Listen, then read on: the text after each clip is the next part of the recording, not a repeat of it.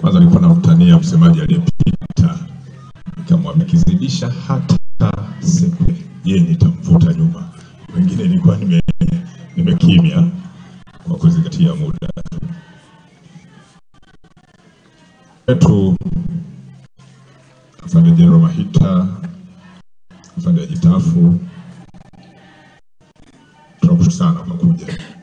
Tunakushukuru sana kwa jitihada za kuhudhuria kwenye msiba huu, na naomba wale maofisa wengine wakuu wa staff ambao pia niwaona kupitia kwa Afande General Mahita, afande tumstafu, ni watambue wenu. Mimi kwa niaba ya maofisa wa kanda hii maalum ya Dar es Salaam, tambua pia uamuzi wa juu kabisa wa dini ya Kiislamu, wajumbe wa ulama ambao wamewakilisha mufti na viongozi wengine wote wa serikali kwa kuja kutufariji. Tunawashukuru sana. Niliombwa Afande Mahita alikuwa simame kwa sababu ni karibu kabisa ya jeshi la polisi, akiwe mtoto ambaye amepoteza maisha mbele.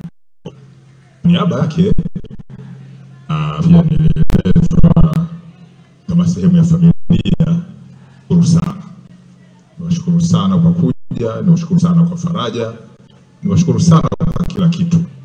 Afande IGP, Afande Kameusi Wambura, tutakutana naye kwenye mazishi pale Kisutu. Kwa uzito wa msiba huu, Afande IGP atahudhuria kule. Sifa za marehemu zimetajwa, na kwa sababu ya muda sitarudia hata sehemu moja. Nimalizie kwa kusema wajumbe wote wa kamanda ya mkoa na wilaya, lakini makamanda wenzangu wa vikosi ambao wamewakilisha maeneo yao, tunashukuru sana. Baada ya kusema hayo, na mimi nizingatie muda. Mwenyezi Mungu ndio mpanga wa kila jambo, na sisi ni waja wake, lazima tulikubali hili ambalo limetokea. Salamu.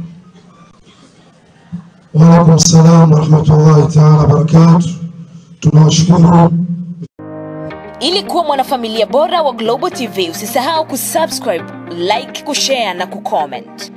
Baada ya kusubscribe, bonyeza alama ya kengele ili kupata taarifa kwa kila video inayopanda Global TV Online.